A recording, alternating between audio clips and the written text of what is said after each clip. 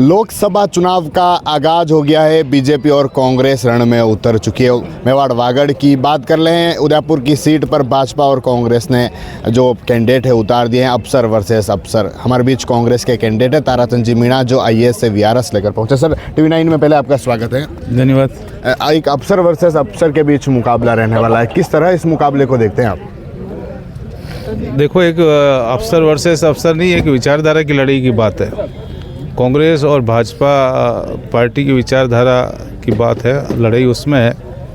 अधिकारी में लड़ाई नहीं है। हम अधिकारी नहीं रहे, हम पार्टी प्रतिनिधि है, पार्टी के प्रत्याशी हैं। और जहाँ तक अधिकारी वर्सेस अधिकारी की बात है तो हम प्रशासनिक सेवा में रहे हैं और प्रशासनिक सेवा का जो दायरा होता है वो काफ़ी बड़ा होता है और आम जनता के नज़दीक जाने का बहुत अवसर मिलता है हमें।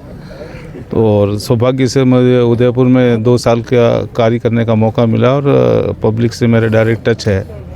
तो मैं समझता हूँ कि इसका मुझे जो पब्लिक की भावना है वो मेरे लिए अच्छी है। और जो पार्टी की योजना है, मुख्यमंत्री जी की योजनाएं थी, उनका हमने बहुत बेहतर ढंग से क्रियान्वित किया है। तो जो राज्य सरकार की कल्याणकारी योजना गत सरकार की, गहलोत सरकार की रही है, आज उसका भी आज काफ़ी गांव में प्रभाव है और लोग इन योजनाओं का लाभ अब नहीं मिलने से काफ़ी परेशान हैं। सर, क्या लगता है, जिस तरह से आदिवासी क्षेत्र हैं, आप भी यहाँ पर कलेक्टर रहे हैं, क्या परेशानियाँ जो आदिवासियों को आती है और उस पर आपका क्या रहने वाला फोकस? एक तो दूरस्थ क्षेत्र है, बहुत सारे दूरस्थ क्षेत्र ऐसे हैं जिसमें आवागमन का साधन नहीं है। बहुत सारे ऐसे क्षेत्र हैं जहाँ नेटवर्क नहीं है और बहुत सारे ऐसे क्षेत्र हैं जहाँ पर अभी लाइट नहीं है। इसके अलावा medical facility remote, geographical remote area होने के कारण मेडिकल फैसिलिटी अभी तक प्रॉपर हो नहीं पाई है। इसके साथ साथ में रोज़गार के सीमित अवसर है, चूँकि आदिवासियों की जो ज़मीन है उसकी जो बहुत ही सीमित मात्रा में उनके पास भूमि होती है। भूमि का जो क्षेत्रफल बहुत ही सीमित होता है और वो वर्ष भर उस पर आजीविका नहीं गुजार सकते हैं। तो एक रोज़गार का संकट पैदा होता है। समीपवर्ती राज्यों में पलायन कर जाते हैं, अपने बच्चों के साथ पलायन कर जाते हैं, बच्चे भी शिक्षा से वंचित रहते हैं। और कुछ जो सामाजिक इनके रिवाज हैं उनके कारण भी कठिनाई होती है। तो शिक्षा है, स्वास्थ्य है, रोज़गार है, बहुत सारे इशूज़ हैं, मतलब इवन आवास के भी इशूज़ हैं।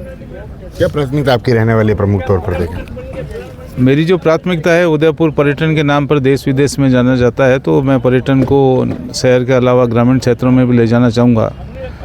और जो युवाओं के लिए रोज़गार के अवसर हैं, युवा हमारी प्राथमिकता होंगे। युवाओं के लिए रोज़गार के लिए, चाहे वो स्किल एम्प्लॉयमेंट की बात हो या इंडस्ट्रियल एरिया डेवलपमेंट की बात हो, हमारी गहलोत सरकार ने प्रत्येक उपखंड मुख्यालय पर औद्योगिक क्षेत्र खोले थे, जिस पर भूमि भी हमने आवंटित कर दी थी। हम उदयपुर में भी FCI और आकाशवाणी को शिफ्ट करने की हमने कोशिश की थी ताकि इंडस्ट्रियल एरिया का और डेवलपमेंट हो सके। तो युवाओं के रोज़गार, युवाओं के खेलकूद, चूँकि खेलकूद भी अब एक प्रोफेशन बन चुका है और मैं खुद भी खिलाड़ी हूँ और हमने बेहतर ढंग से राजीव गांधी ग्रामीण और शहरी ओलंपिक खेल आयोजित किए थे। खेलों में हम उदयपुर को आगे लाना चाहेंगे। इसके साथ साथ में नेटवर्क का जो इशू है काफ़ी क्षेत्रों में नहीं है। मेरे समय भी 400 स्थानों पर BSNL के जो टावर्स हैं उसके लिए लैंड अलॉटमेंट की थी। उसमें से काफ़ी टावर्स मेरे समय 50 तो प्रारंभ भी हो गए थे। नेटवर्क का इशू है, उसको भी हम देखेंगे। साथ में जो उदयपुर है, अंतर्राष्ट्रीय हवाई अड्डा, चूँकि देश विदेश में उदयपुर का नाम है, और साथ में रोज़गार बढ़ाने की दृष्टि से, एक्सपोर्ट इंपोर्ट की दृष्टि से कार्गो और अंतर्राष्ट्रीय हवाई अड्डा यहाँ जल्दी से जल्दी आए, उसके लिए कोशिश करेंगे। झीलों की स्वच्छता, चूँकि झीलें उदयपुर की जनता की प्राणवायु है, झीलों की स्वच्छता की ओर फोकस करेंगे।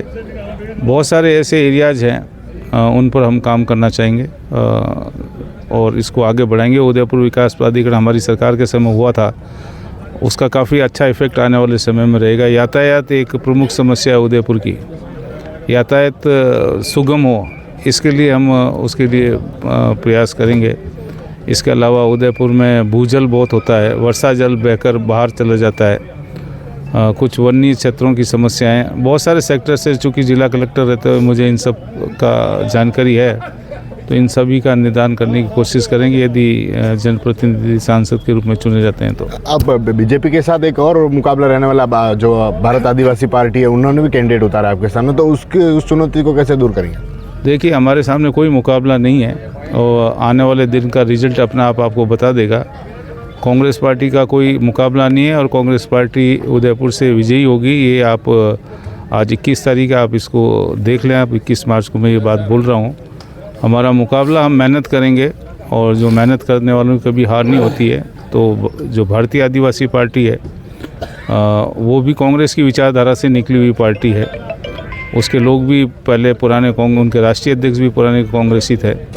तो हमें कोई उसका भारतीय जनता पार्टी या भारतीय आदिवासी पार्टी का कोई हमें डर नहीं है और न ही चुनौती है। हम अपनी मेहनत करेंगे और मेहनत के बल पर और हमारे कार्यकर्ता और संगठन सभी मिलकर एकजुटता से चुनाव को जीतेंगे। कांग्रेस ही छोड़कर भाजपा में जा रहे हैं, कांग्रेस को छोड़कर, और भाजपा 400 पार की बात कर रही है।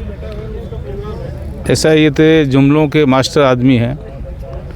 ये मुंगेरी लाल के सपने देख रहे हैं, हसीन सपने जो है 400 पार की बात कर रहे हैं। 400 पार की बात कर रहे हैं तो क्यों हमारे पार्टी वर्कर्स को तोड़ तोड़ कर आपकी पार्टी में शामिल करवा रहे हैं?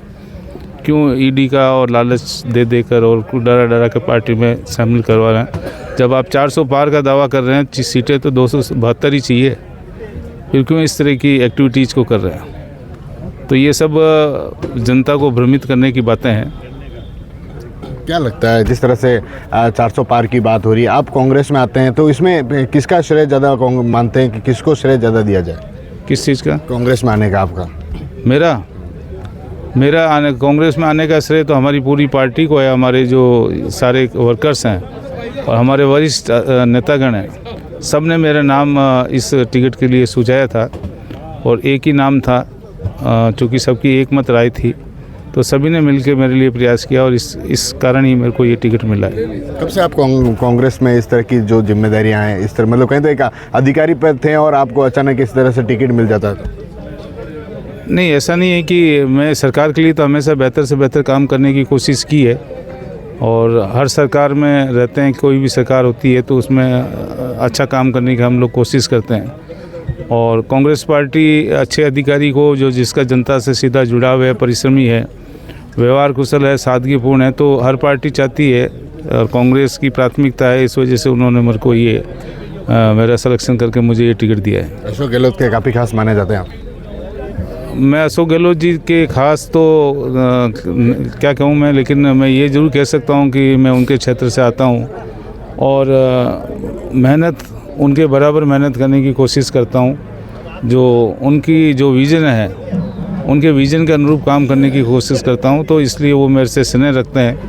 बाकी ऐसा कुछ नहीं कि भी मैं बेहद करीबी और ख़ास माना जाता हूँ, केवल मैं अपने काम की वजह से मैं उनका आशीर्वाद मेरे पर है और वो स्नेह मेरे पर रखते हैं और मैं भी उनकी आशा के अनुरूप काम करने की कोशिश करता हूँ हमेशा।